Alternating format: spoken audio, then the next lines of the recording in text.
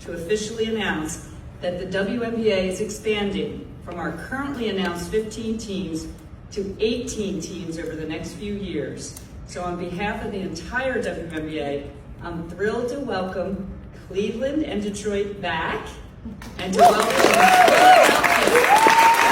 Guys, hello, welcome or welcome back to my YouTube channel. I am Geneva. This is Geneva in General, and I'm more than sure you guys have heard the great news, okay? The terrific news, somewhat terrific news, okay? When you put into perspective that we see so many women in this current WNBA season with our 13 teams getting cut, okay, not making roster spots.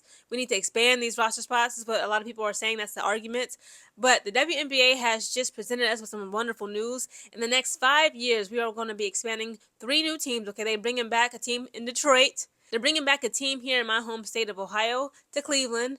And, guys, they are bringing a freaking team to Philadelphia, Pennsylvania. Now, please allow me to read to you a little article by Sports Illustrated. It is titled, "The WNBA Reveals Its Timeline and Locations for 3 Expansion Teams."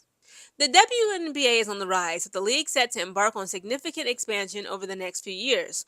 On Monday, Commissioner Kathy Engelbert announced the next 3 cities to land franchises: Cleveland, Detroit, and Philadelphia. Cleveland will join the league in 2028, followed by Detroit in 29 and Philadelphia in 30. The 3 franchises will grow the league to 18 teams, with 6 new franchises joining between 2025 and 2030. The Golden State Valkyries are currently playing their inaugural season, while the Toronto Tempo and Portland's currently unnamed WNBA franchise will begin to play next summer. I keep forgetting that Portland, I guess, is actually getting a team. But I'm going to talk a little bit more about why this is good news and bad news, okay? This depends on how you look at it.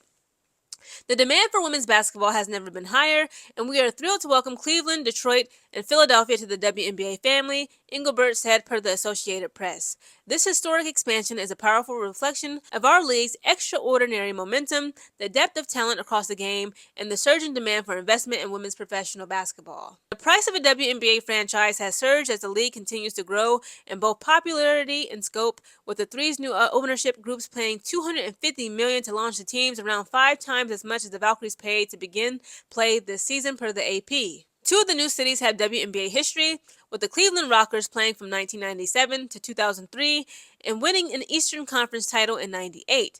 The Detroit Shock were one of the WNBA's best franchises during their initial run, winning 3 championships. I did not know that. Okay, I just know that the Houston Comets, who they need to bring back, okay, but I'm going to talk a little bit about that later. They won 4 titles, I think 3 back-to-back. They were literally the WNBA's first and only dynasty at that time, which is crazy to think that, because why won't they bring back the Houston Comets? But again, we're going to speak about that later. It says during their run in the Motor City from 1998 to 2009, they relocated to Tulsa in 2010 and later moved to Dallas and became the Wings in 2016. Oh my God, really? That's how the Dallas Wings origins. They used to be Detroit Shock. That's crazy. The new franchises say they will consider bringing back the Rockers and Shock names, but have not committed to them.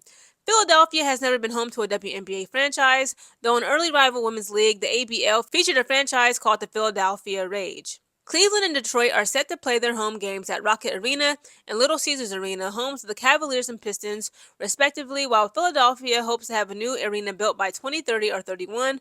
All 3 franchises share ownership with the city's NBA teams. Numerous other cities bid for WNBA franchises that include Austin, Charlotte, Denver, Houston, Kansas City, Missouri, Miami, Nashville, and St. Louis. Now, guys, let's get into these things right now, okay? Let's just talk about it.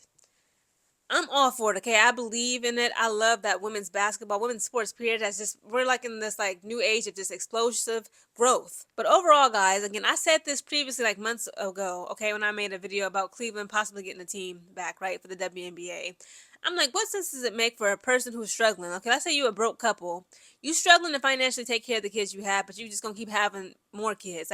Take care of the kids you got. Listen, the WNBA needs to take care of the kids they got right now, i.e. the teams. Connecticut Sun is trash. They ain't got no real practice facility. Again, last season, Alyssa Thomas, during the playoffs, okay, where the Connecticut Sun was swept up out of there, the freaking Indiana Fever, they had to divide the court, okay? They had that little divider come down because they were sharing one basketball court with a toddler for a toddler's birthday. On the other side, they eating ice cream and cake for a 4-year-old's birthday party. Unacceptable. It's how can y'all have all this money to keep expanding, and we're going to put a team in Denver, let's put a team in Kansas City and Portland and Philly, Cleveland, Detroit. What about all the poverty franchises that we like to call teams we got now?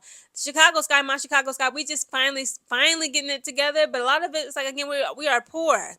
We need to take some of that money when it comes to expanding new teams. And first, let's take care of the teams that already exist, i.e. the Connecticut Sun, the Chicago Sky, Atlanta Dream. They stadium only seats like 4,000 people, guys. That's like a whole high school auditorium. It's high schools in America that seat more than 4,000 people for football and basketball games. This is unacceptable. And also, like, what does Kathy Engelbert have against the South? Again, I'm born and raised in Ohio, okay? I'm a Midwest girl. Born and raised in Columbus, Ohio. I'm glad that Cleveland is getting the team back, okay? We're going to get another WNBA team coming back to Cleveland. Probably going to be called the Cleveland Rockers again. When you think about it, Dallas Wings aside, we only have one team in the South, being the Atlanta Dream. You got Florida. We don't have not one team in Florida. We used to have the Miami Soul back in the day. They collapsed. Okay, they have since dissolved. We used to have the Houston Comets, the biggest. It was literally the first and only, at that time, WNBA dynasty to win 4 championships, something like that, like back to back to back. It was crazy. Bring back the Houston Comets. How you gonna put anything in Detroit? Again, I'm no tea, no shade. Okay, I'm from Ohio. I already know, like, we got beef. Ohio versus Michigan. I'm sorry, but I've been to Detroit. Okay, I got family and friends there. If I was a professional basketball player, professional athlete, professional anything, if I had to live in Detroit for like 4, 5, 6 months out of the year, I could be a victim of crime. Like, are y'all crazy? Y'all got to think about it. I ain't gonna lie. Also, Philly and Cleveland too. Cleveland is dangerous. Obviously, it's beautiful places where you can go, and it's places that you should avoid. That goes for any city, any place in the world, not just here in America. But no, like Detroit and Cleveland is dangerous. Philadelphia is dangerous too. But it's so much like good real estate in the South. Look at North Carolina, South Carolina. Imagine putting a professional WNBA team in like Columbia, South Carolina, where the Gamecocks is. It's like, it just makes sense.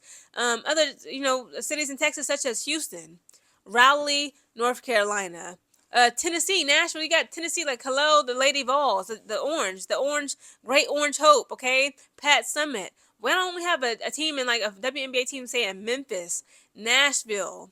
I almost would say Kentucky, but I don't really care for Kentucky. But like, what I'm saying is that the South is a huge asset for women's basketball, and they are doing everybody a huge disservice to not expand in the South.